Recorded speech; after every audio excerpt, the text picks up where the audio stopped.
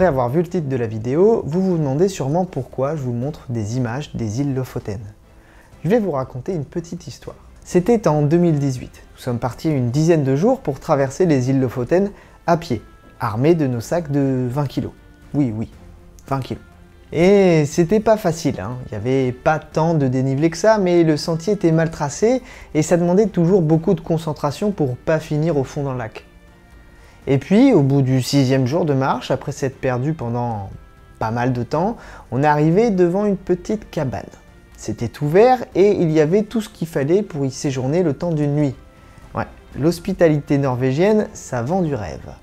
Bref, on a pu parler toute la soirée au coin du feu, on a sûrement abordé le fait que la recherche c'était de la merde, avant de parler de nos futurs projets, et celui de mon pote était original. Son projet, c'était de créer une application pour savoir si on pue. Et je précise qu'on n'avait pas bu. Mais en fait, ça existe déjà. Oui. Cette application japonaise vous dit si vous sentez mauvais, et si vous avez intérêt à vous rendre à un rendez-vous galant ou pas. Mais alors, d'où viennent nos mauvaises odeurs? Tout ça pour ça? Elle est franchement tirée par les cheveux ton intro. T'aurais pu faire un truc du genre savez-vous d'où viennent les odeurs? De là. Simple et efficace. Abonne-toi. Je vais peut-être vous surprendre, mais l'humain en soi ne produit pas d'odeur particulière, ou très peu en tout cas. Pourtant, il ne vous a pas échappé qu'après une séance de badminton ou après une soirée trop arrosée, on vous demande d'aller prendre une douche et de vous laver les dents. Et ben ça c'est à cause des bactéries et de ce que vous leur donnez à manger. Prenons l'exemple de la sueur. Il y a deux types de sueur, celle qui est fabriquée par les glandes sudoripares écrines et celle qui est fabriquée par les glandes sudoripares apocrines. Les premières produisent une sueur composée quasiment que d'eau et de sel. Il y en a entre 3 et 6 millions par personne et elles se situent un peu partout, mais il y en a vraiment beaucoup sur la paume des mains, sur la plante des pieds et sur le front. Effet particulièrement intéressant, en tout cas Wikipédia le note, il n'y en a pas sur le gland et le clitoris. Merci Wikipédia. En tout cas, c'est un des meilleurs moyens pour évacuer la chaleur. Ensuite, on a les glandes sudoripares apocrines, qui elles, sécrètent aussi en majorité de l'eau et des sels, mais avec une petite pointe de lipides et de protéines. Et c'est ça qui sent mauvais? Non, par contre, ça nourrit les bactéries qui se trouvent sur notre peau. Bah ouais, parce qu'il y a des millions de bactéries qui se baladent sur notre peau en permanence, même si on se lave tous les jours. Et elles, par contre, quand on leur donne de quoi se rassasier, elles relarguent des trucs qui sentent vraiment pas bon. Ces glandes-là, c'est un peu les restos du cœur. Elles nourrissent les bactéries gratos, mais on les trouve qu'à des endroits bien précis. Je vous laisse une seconde pour réfléchir. Oui, les aisselles, l'anus, la région pubienne et les mamelons. Glandes qui ne s'activent qu'à la puberté. Bon alors autant je comprends l'utilité de suer pour réduire sa température corporelle, autant tu peux me dire à quoi ça sert de produire des mauvaises odeurs au niveau des aisselles? Ben, ça c'est pas clair en fait. Mais parmi les protéines dont je parlais tout à l'heure, il y a des phéromones. Vous savez, les molécules volatiles qui permettent d'augmenter les chances d'accouplement. Mais bon, chez l'homme, ça a pas l'air d'être très efficace, même si certains y croient. Ça piconne. J'imagine avec les cheveux très longs. Et j'imagine faire de la moto genre toute la journée quoi. Il y a quand même des études sur le sujet et quelques expériences franchement marrantes à raconter, donc si vous voulez une petite vidéo sur le sujet, vous me dites en commentaire. Mais les mauvaises odeurs, c'est pas uniquement la transpiration. Par exemple... Non, effectivement, il y en a aussi dans le sang, dans les urines, dans la salive, dans le souffle et dans l'épée. C'est de ça que tu voulais parler, j'imagine. Si ça t'intéresse, j'ai déjà fait une vidéo là-dessus. T'as fait une vidéo sur l'épée? J'aime les romans de cap et d'épée. Ah ouais, la chimie du prout.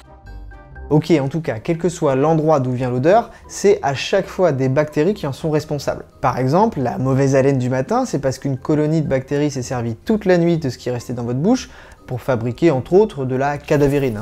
Pas étonnant que ça pue la mort. La cadavérine, mais dans le genre gourmand, il y a aussi la putrécine. Et sache qu'en fonction de ce que tu manges, ça peut aussi aggraver les choses. Si par exemple tu manges de l'ail qui contient de l'aliline, lorsqu'elle est ingérée, elle va être décomposée en composés organosulfurés, et là, tu vas vraiment puer de la gueule. Je me vengerai, tu vas puer de la gueule. On trouve aussi certaines brévibactéries qui sont utilisées pour la fabrication de tout un tas de fromages, comme le Munster par exemple. Et devinez où on les trouve? Sur vos pieds. Rien d'étonnant donc à ce que vos pieds sentent cette odeur caractéristique. Mais on n'a pas tous la même odeur. Bah ouais, c'est bien connu, par exemple les roues puent. Tu pourrais faire une vidéo sur le sujet d'ailleurs. Figure-toi que ça a déjà été fait par les Abello, au Vortex. Alors par contre, pour de vrai, il y a une population qui n'a aucune odeur au niveau des aisselles. Ce sont des populations du Far East, vers les Philippines, qui ont une mutation du gène ABCC11. C'est un transporteur qui balance de la nourriture aux bactéries. D'ailleurs, a priori, ces gens en sont conscients puisque 2 fois moins d'entre eux utilisent des déodorants. Bon, par contre, quand ils pètent, c'est comme nous évidemment, peut-être même pire d'ailleurs, puisqu'ils mangent pas mal de poissons crus là-bas. Mais en vérité, chacun a une odeur différente. C'est exactement comme une empreinte digitale. Il n'y en a pas une pareille. Ça dépend à la fois des bactéries que vous avez sur votre peau, dans votre système digestif, etc., etc. Et ça dépend de ce que vous leur donnez à manger. Bah, c'est sûr que entre cassoulet toulousain ou salade niçoise, ça va pas donner la même chose. Alors non seulement on n'a pas tous la même odeur, mais en plus on n'a pas toujours chacun la même odeur tout le temps. Ça dépend de ce qu'on mange, ça dépend de notre âge, de notre état émotionnel, des cycles utérins pour ceux qui en ont, et ça dépend évidemment de si vous vous lavez régulièrement la bite. Ah non, enfin, il n'y a pas longtemps. Oui, pas longtemps. Quand on stresse, ça pue aussi, non? Absolument. L'adrénaline qui est produite dans des moments de stress active très rapidement les glandes apocrines au niveau des aisselles, celles qui nourrissent les bactéries donc. Et du coup, ça sent le stress, oui. Donc on a tous une odeur différente, mais en plus de ça, on ne perçoit pas tous les odeurs de la même façon. Tu veux dire qu'il y a des gens qui ont un bon nez et d'autres pas? Pas seulement. Certaines odeurs peuvent paraître diamétralement différentes. Notre système olfactif serait largement sous-estimé. On estimait que l'homme pouvait discriminer entre 10 000 odeurs différentes. C'est déjà pas mal, mais bien loin de la vision et de l'audition. En effet, on serait capable de discerner entre 2,3 millions et 7,5 millions de couleurs différentes et environ 340 000 sons différents. Mais une étude plus récente a estimé qu'en réalité, l'homme pourrait discerner 1000 milliards d'odeurs différentes. La perception des odeurs se fait au fin fond de notre nez. C'est là que les molécules volatiles, les odeurs donc, vont arriver. Elles se fixent à un récepteur sur les neurones olfactifs qui envoie un signal électrique au cerveau pour lui dire que ça sent la rose ou autre chose. Sauf que c'est un peu plus compliqué que ça. Déjà, il faut savoir qu'il y a énormément de récepteurs différents. 340 ont été identifiés. Ça correspond à 2 à 4% de tous nos gènes. C'est absolument énorme, 2 à 4% juste pour le système olfactif. Sauf que même s'il y en a beaucoup, ça reste beaucoup moins que le nombre de molécules odorantes qui existent. Alors, comment ça marche? En fait, une même molécule odorante peut se fixer sur différents récepteurs et un même récepteur peut accueillir différentes molécules odorantes. La combinaison des différentes molécules avec les différents récepteurs envoie un message complexe au cerveau qui se traduit par une carte d'activation neuronale. Ça, c'est une odeur, ça, c'en est une autre. La perception des odeurs dépend aussi de la concentration des molécules. Et c'est pas juste plus il y en a, plus ça sent, ça peut aussi carrément modifier l'odeur. Par exemple, l'indole, qui a une odeur de jasmin à faible concentration, a une odeur fécale à forte concentration. Il y a aussi le décanal qui, à faible concentration, a une odeur plaisante, fraîche, d'orange ou de citron, et à forte concentration, une odeur désagréable et oppressive de bougie et de graisse. Donc ça peut vraiment changer du tout au tout. Mais il n'y a pas que la quantité qui compte, il y a aussi la taille, la chiralité des molécules. Mais je vous épargne ça, c'est pas demain la veille qu'on va parler de chimie sur cette chaîne. Ah mais si, un peu de chimie, moi je vais vous en parler de la chiralité, c'est passionnant et vous allez voir que cela influence fortement les odeurs. Prenons l'exemple de cette molécule, présente dans plusieurs huiles essentielles, la carbone. Ici je vous ai donné une représentation à plat de la carbone. Regardons maintenant sa représentation dans l'espace.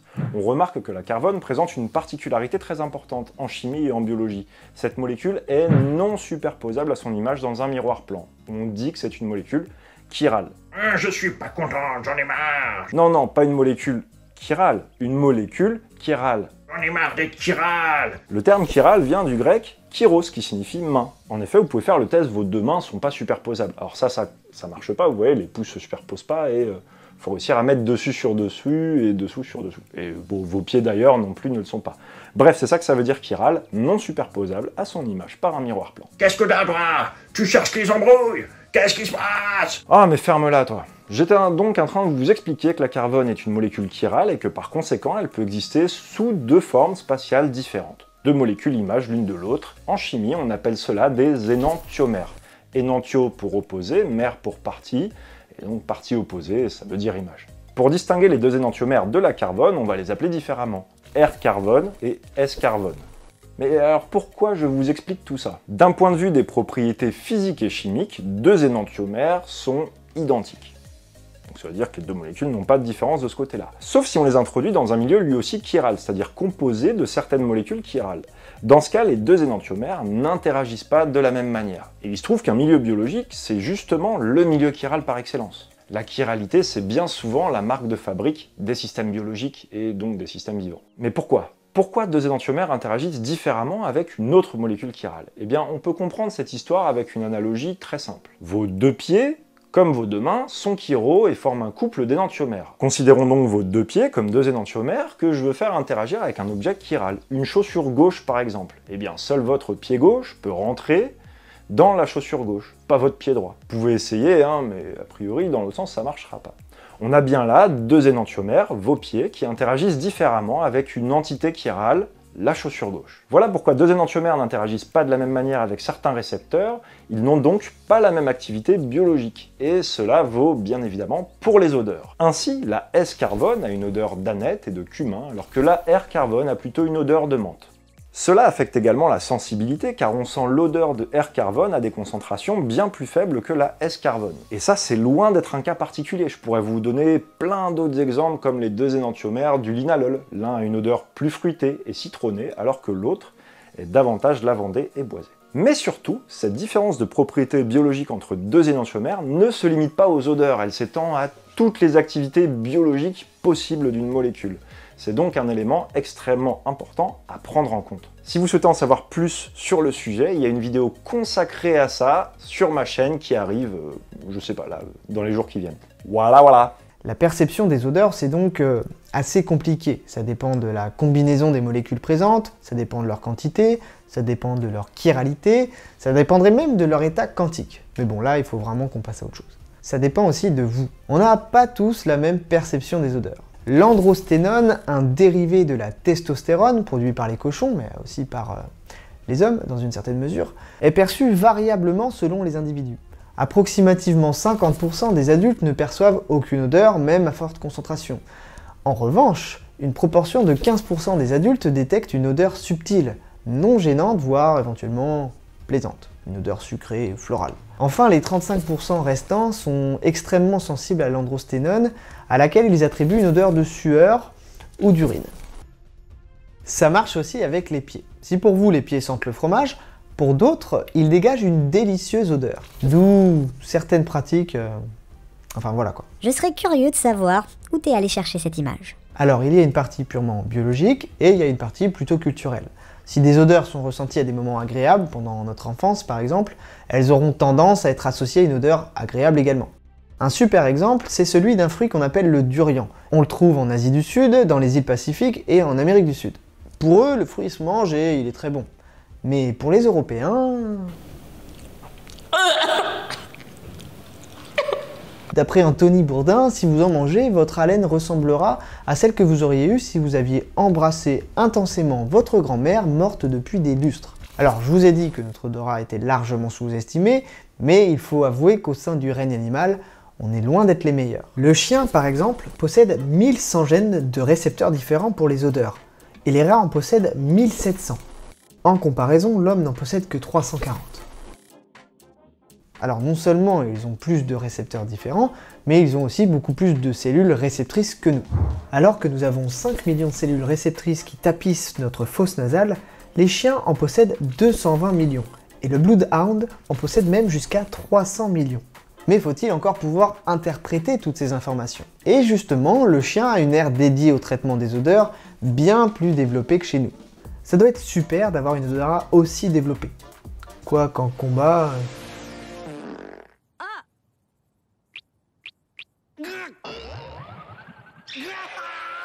Pour illustrer cette incroyable odorat, un chien est capable de déceler une goutte de liquide déposée dans 20 piscines olympiques.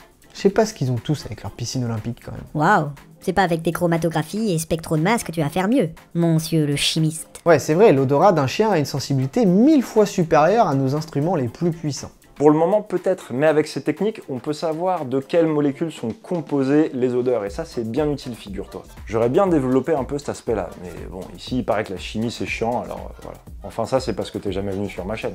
Vous chamaillez pas, de toute façon, c'est même pas le chien qui a le meilleur odorat. Le lézard? Non, c'est pas le lézard. L'animal avec le meilleur odorat, c'est l'ours. Il est capable de détecter de la nourriture jusqu'à 20 km, donc si vous partez en camping dans une région à ours, prenez des sacs anti-odeur, pour vos chaussettes sales, mais aussi pour votre nourriture. Notez tout de même que ça dépend des odeurs. Par exemple, l'homme est particulièrement impressionnant pour détecter la vanille. Il est bien meilleur que le chien sur ce point. Bon, si on était capable de sentir le monoxyde de carbone, ce serait quand même plus utile. Ou de sentir des maladies.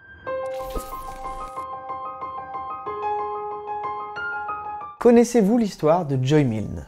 Cette infirmière américaine affirme avoir détecté la maladie de Parkinson de son mari bien avant son diagnostic à cause de son odeur.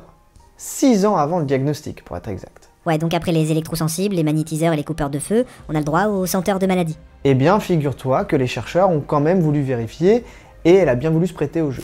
Alors, ils ont fait une petite expérience on ne peut plus simple. Joy devait sentir des t-shirts de 6 patients malades et de 6 patients sains et deviner si les odeurs provenaient de patients malades ou non. Et elle a obtenu un score de 11 sur 12. Sauf que quelques années plus tard, la personne qui avait été diagnostiquée à tort avait en fait bien la maladie de Parkinson. C'est donc du 12 sur 12. Donc, contrairement aux électrosensibles qui sont incapables de dire si un appareil électromagnétique est allumé ou éteint, Joy Milne, elle, est bien capable de sentir les odeurs de Parkinson. Mais l'expérience est allée plus loin. Joy a été capable de savoir d'où venait l'odeur. Et à la surprise générale, pas au niveau des aisselles, mais au niveau du col dans le dos. Une zone plus propice pour les molécules hydrophobes. Une bonne piste donnée aux chercheurs donc pour identifier cette fameuse odeur et les molécules qu'elle contient.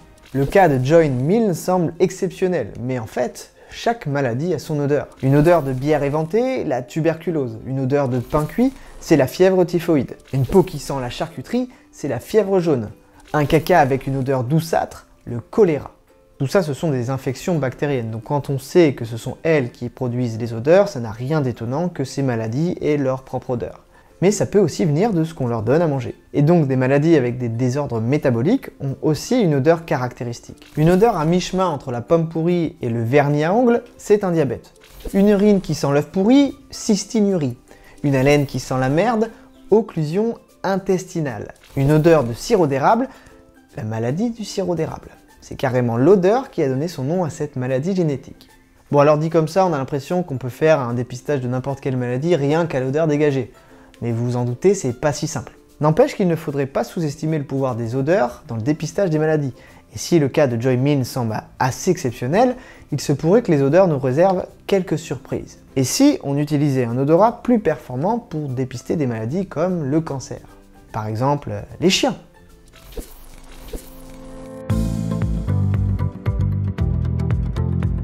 On l'a vu, les chiens ont une odorat surpuissante. Alors, seraient-ils capables de détecter des mélanges d'odeurs et d'isoler celles qui correspondent à la maladie? Eh bien oui. Après un entraînement de 6 mois à sniffer des compresses qui avaient séjourné une nuit dans le soutien-gorge de femmes, les chiens ont été capables de détecter les cancers avec une sensibilité incroyable. 90% de réussite lors du premier passage et 100% lors du second passage. Et ce genre de résultat a aussi été montré pour d'autres cancers, comme le cancer des poumons, en utilisant l'air expiré des patients. Ça ne remplace pas le diagnostic par des mammographies, radios, biopsies ou autres, mais ça permet de tester un grand nombre de personnes très facilement. Un bel outil pour la France, mais qui pourrait activer son plein potentiel dans des pays qui ne disposent de toute façon pas du matériel adéquat. Quand on sait l'importance d'un diagnostic précoce, c'est une belle piste de recherche. Par exemple, dans le cas d'un cancer des poumons, un diagnostic précoce permet d'augmenter la survie à 5 ans de 5 à 70%. Sauf que c'est quand même assez long d'entraîner les chiens, et puis pour que ce soit un outil diagnostique intéressant, il en faudrait beaucoup. Jamais content. C'est toujours plus simple que de dresser des ours. Oui, mais figure-toi qu'une étude très récente vient de tester ça avec un autre animal. Mais tu trouveras jamais lequel. Des rats, je suppose. Ils ont aussi une odorat ultra puissante. Non, plus petit. J'en sais rien. Vous avez trouvé, vous, qui regardez la vidéo? Blablaro, une idée? Des lézards? Merci Raphaël de jouer le jeu, alors que t'avais le script devant les yeux et que tu savais donc que c'était des fourmis. Des fourmis? Tu veux dresser des fourmis? Bah tu te crois dans Ant-Man ou quoi?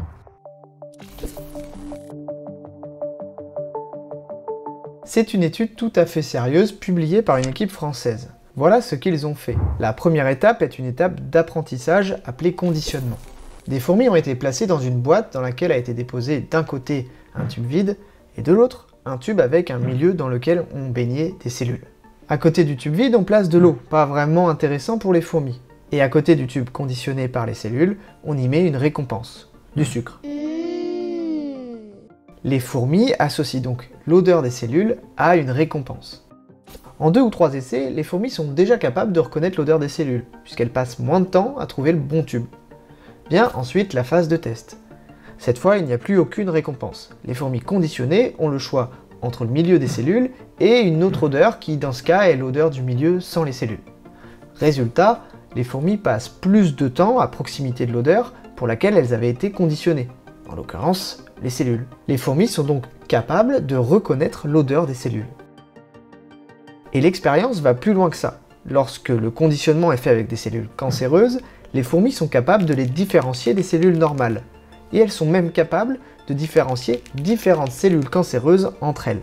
Alors nous aussi on est capable de le faire. Avec un spectromètre de masse, on peut identifier les différentes molécules odorantes des différentes cellules, et vous voyez sur ce graphe en 3 dimensions qu'on arrive à les séparer. Mais c'est une technique relativement complexe à mettre en œuvre, en tout cas ce serait bien moins simple qu'avec des fourmis. C'est évidemment une étude très préliminaire, et c'est pas pour tout de suite que des Ant-Man vont parcourir votre corps à la recherche de maladies. Mais un jour, ça pourrait arriver. Merci à Raphaël d'avoir participé à cette vidéo, c'était un véritable plaisir de collaborer avec toi. Vous pouvez retrouver sa chaîne en description, il a beau être chimiste, il est drôle quand même, alors n'hésitez pas à vous rendre sur sa chaîne. Ça fait un moment que je ne vous l'ai pas demandé, mais cette vidéo m'a demandé un travail de dingue. Alors si vous voulez laisser un petit commentaire et partager la vidéo, ce serait vraiment top. Ciao!